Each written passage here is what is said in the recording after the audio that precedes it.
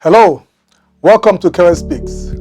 Last week, we started this series on how to use branding as a tool to grow your business. And we're able to look at some of the elements that your brand must possess. We're able to look at the brand compass. We're able to look at brand personality and your brand's competitive advantage.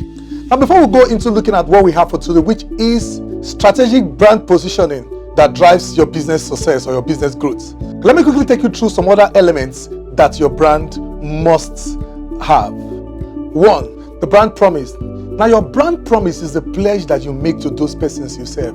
Now, we said something last week that branding is about perception, it's about relationship, it's about you taking your business right to the mind of the persons that you want to do business with. So you must understand the fact that for you to be able to do this, you must be able to stick your neck out. You must be able to promise these persons and say, come on, if you do business with me, this is what you will get. So we're talking about brand promise. It is simply the pledge that you make to the persons that you want to serve. Is it your staff?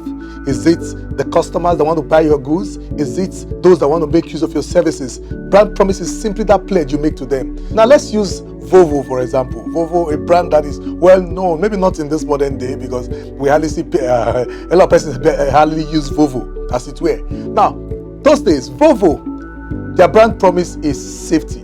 Now, when you think of safety, you think of Volvo. Now, over the years, Volvo as an automobile have been able to deliver on that promise. Now, one thing about brand promise is that you don't just say it. If you say it, you must mean it, and you must be ready to deliver. Now, the problem we have is this. What a lot of businesses do, what is said is not what is meant. We tend to make promises that is pleasing to the ear when we know we don't have the capacity to be able to fulfill these promises. What you must do as a brand is, before you make any brand promise, you must ensure you have the capacity to be able to deliver on your promise. Now, the next we'll be looking at is visual identity. The visual identity of your brand. Your brand visual identity is the visual element that makes your brand to be recognizable and differentiated. Now, your brand visual identity must embody all the characteristics of your brand. You must take this aspect seriously. One of the things I've noticed, one thing I've noticed of recent times with young entrepreneurs that want to start up businesses is that you see a particular logo that you like. All they do is to just go straight, replicate that logo, and that becomes the logo that they use for their brand. But you must understand that it goes beyond you copying and pasting someone's logo to use as your brand identity or your visual identity of your brand. You must be very intentional with the logo creation, with the color scheme, and that's the reason why I always advise when you want to start up a brand, want to grow a brand, what you must do is seek counsel from a brand strategist. First, tell them the purpose, tell them the mission, tell them the vision of the brand. Once you're able to give them this brand compass, they will be able to help you create a logo that will fit into the purpose for your brand. It is not just for you to go to a roadside designer and tell them to create a logo, just a logo for you. Now, your brand visual identity includes things like the logo, the topography, the photography, the iconography, and the color scheme of your brand. Remember, we're talking about visual here, and we're living in a world where people get carried away with what they see. If you need to first explain your logo to your prospective clients before they understand what you are or what your business is about, then something is wrong. People should be able to at least have a direction. People should not find it difficult identifying with your brand when they are able to spot your logo. But the problem we are having is this. A lot of persons, just the way we tend to confuse the way we live our lives. Okay, now a lot of persons tend to confuse their clients because they don't have a defined color scheme for their brand. They don't have a definite logo for their brand. So anything goes. Today, this is the logo they are having for their brand. Tomorrow, this is something more beautiful. All they just do is to just replace and add their name to it, and they push it out there. What you're doing in essence is that you are confusing your client. And mind you, people won't do business with you when you are getting them confused. You must, like we said, Branding is about perception. You must create a perception that you are a very organized brand. Conclusively, your brand visual identity is a stamp on the world. For that reason, it must be unique. It must be recognizable. It must, like I said, be differentiated. It must have the power to be able to communicate your brand essence to all those that are ready to experience your brand. Yes, it must be able instantly.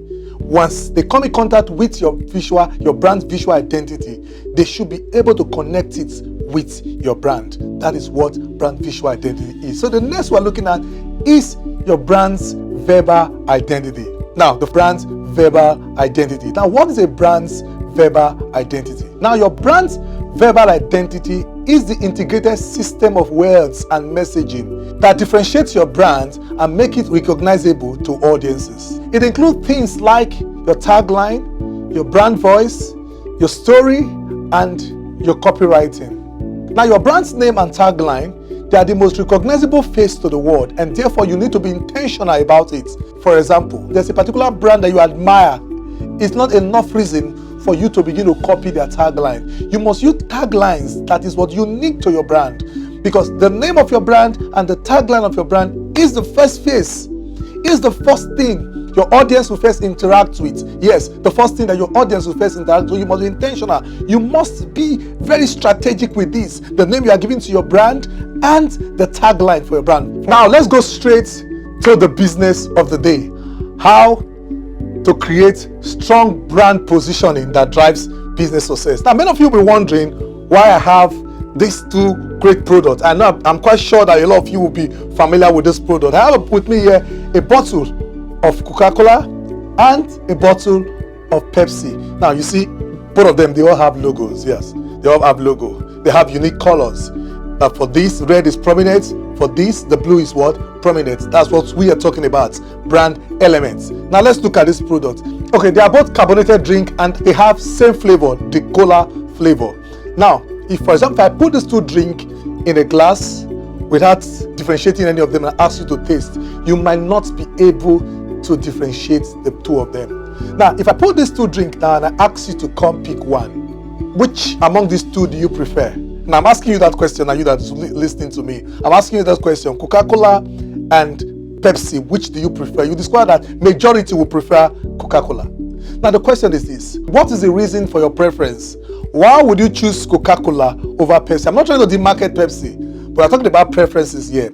The truth is this: the reason why a lot of persons want to go for this over this, especially in this part of the world, is simply because of brand positioning. Yes, brand positioning, and that is exactly what we want to discuss today.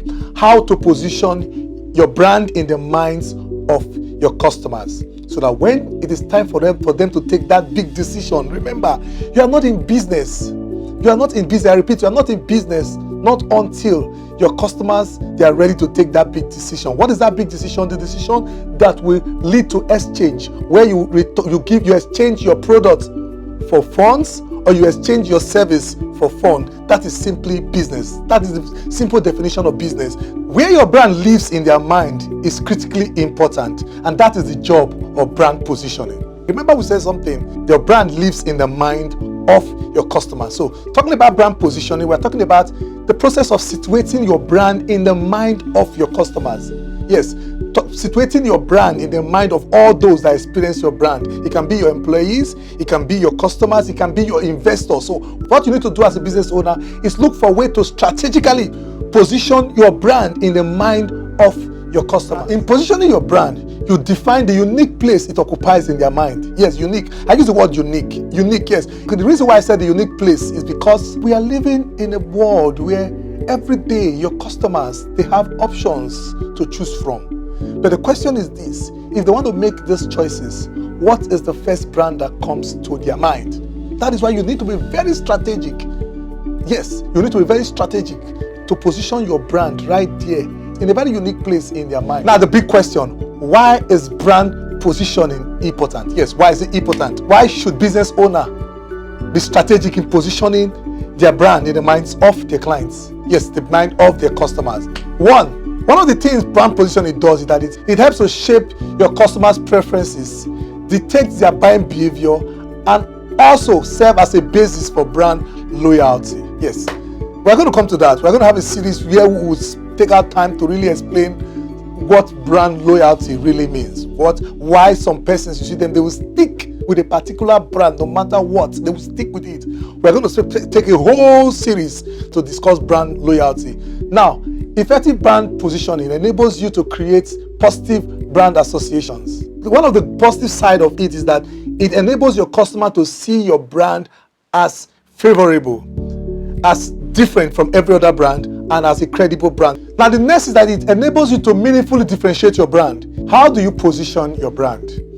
There are three fundamental areas you need to consider before you position your brand. Yes, you must understand your customers. 2, you must understand your competitors, who are the persons doing the same business that you're doing. Number 3, you must have an in-depth understanding of your brand's value proposition. If positioning your brand is about situating your brand in the mind of your customer, don't you think you need to understand your customers?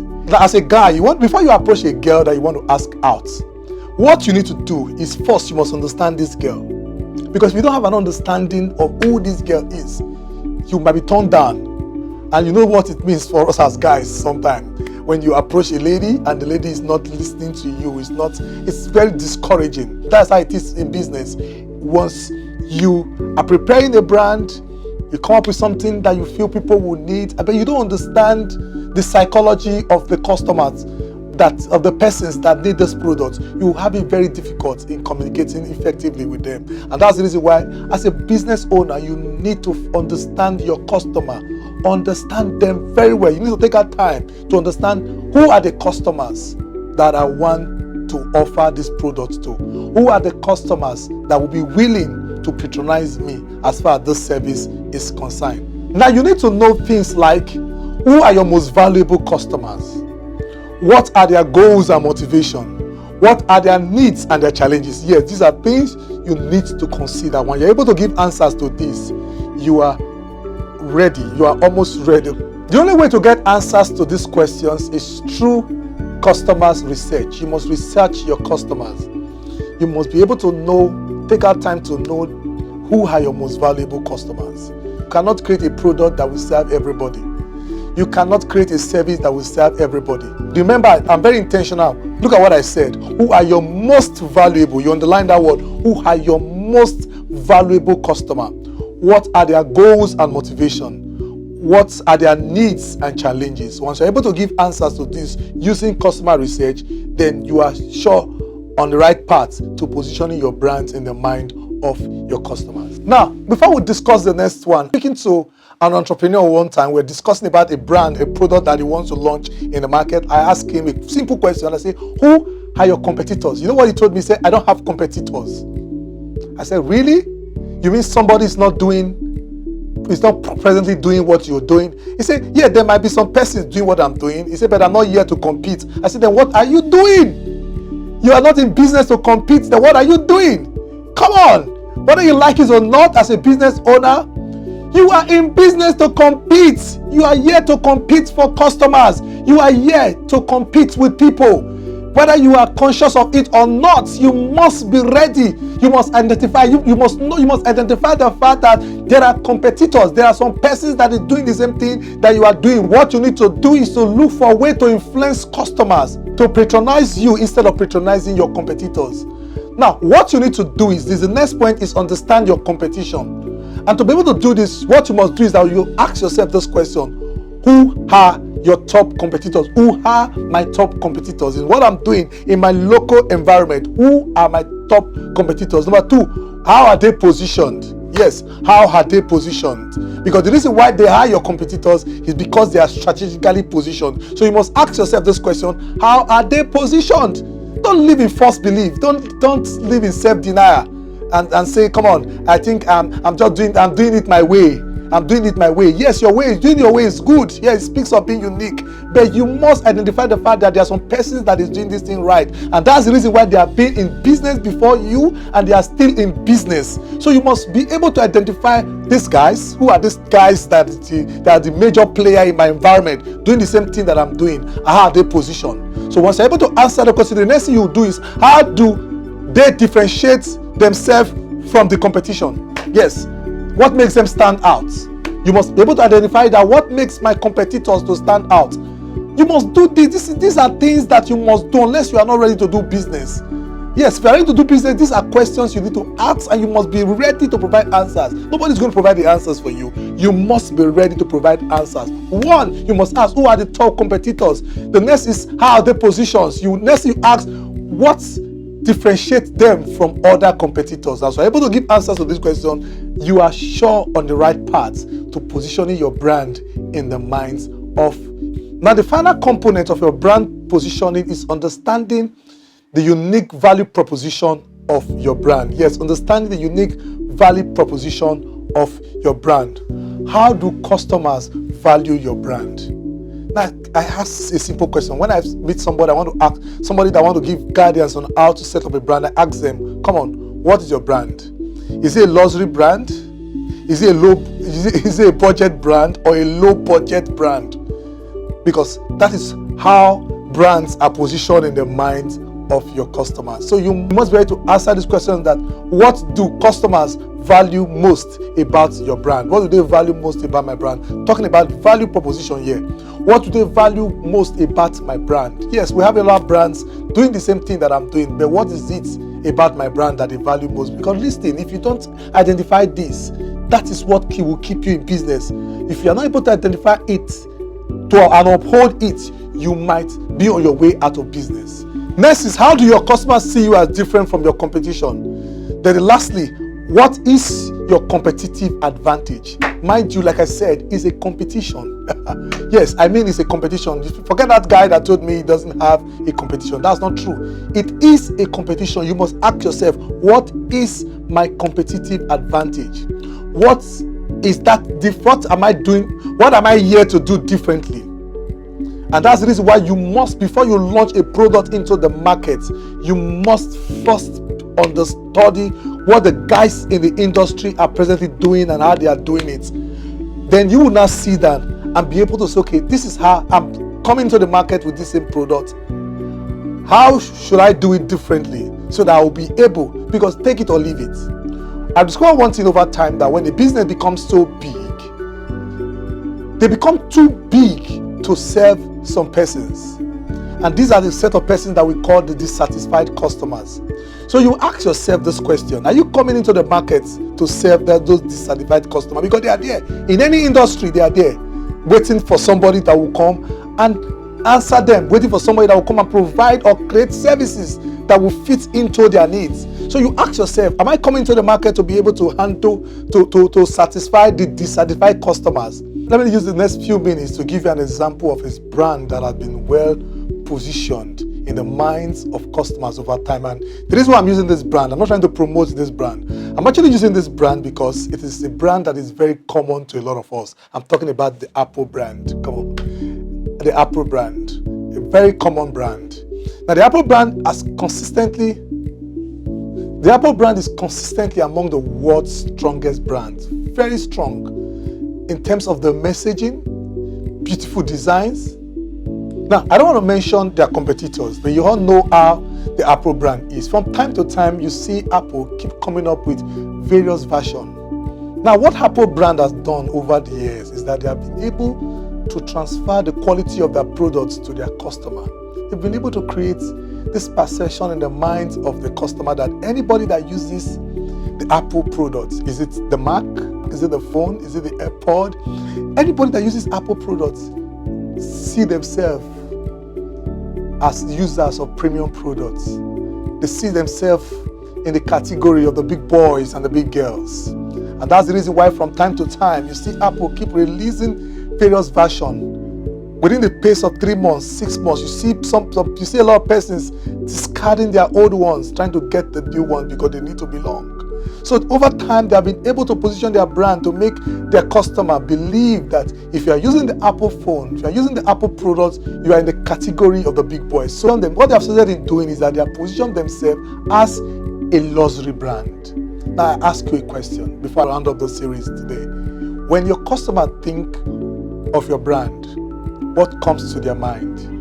A luxury brand, a budget brand, or a low budget brand, or not even a brand at all? I don't intend disrespecting you, and that's the reason why you are listening to this series. But you need to position your brand in the minds of your customer. Remember when we started this series last week, we said branding is about creating a story, telling the story, and making your customer believe the story about your brand. And that's the reason why today we have been able to spend the last few minutes in explaining how you can strategically position your brand in the minds of your customers. While I leave you to ponder on this question, please help us share this video across all social media platforms: Facebook, Instagram, Twitter, and even your WhatsApp status. Remember, you might just be helping an entrepreneur that is having difficulty in scaling his or her business. Until I come your way next week Tuesday, I am Kewe Modupe, and I am a brand.